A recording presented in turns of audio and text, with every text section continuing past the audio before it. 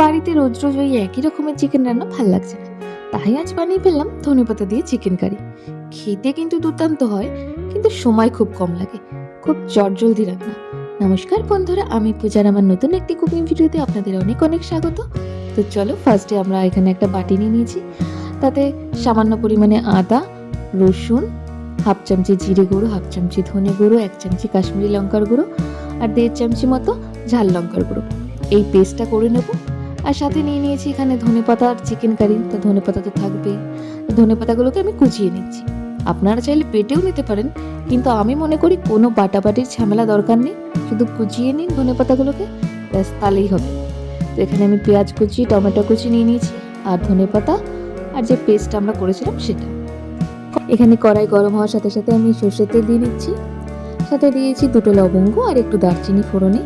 আর এই তেলটা গরম হওয়ার সাথে সাথে আমি চারিদিকে কড়াইতে মাখিয়ে দিয়েছি, যাতে মাংস বা পেঁয়াজ কোনোটাই কড়াইতে লেগে না যায়। এখানে আমি পেঁয়াজ কুচিটা দিয়ে নিচ্ছি। পেঁয়াজ কুচিটা মিনিট 2 আমি ভাজবো, লবণ ছাড়াই কিন্তু আমি পেঁয়াজটা এখানে ভেজে নেব। দেখতেই পাচ্ছ, পেঁয়াজটা যখন এরকম ভাজা হবে তখন এখানে আমি চিকেনটা দিয়ে দেবো। সামান্য লবণ দিয়ে আমি পেঁয়াজের সাথে চিকেনটাকে একটু ভেজে নেব।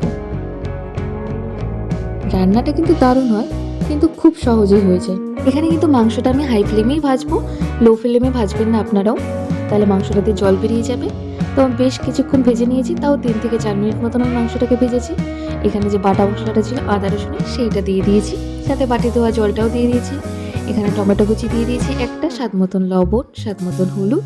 যেহেতু মাংস ভাজার সময় কিছুটা লবণ দিয়েছিলাম, তো এই টাইমে লবণটা বুঝে দিতে হবে। দিয়ে মিনিট 3 মতন আমি এবার মাংসটাকে মিশিয়ে ভালো করে কষিয়ে নিচ্ছি।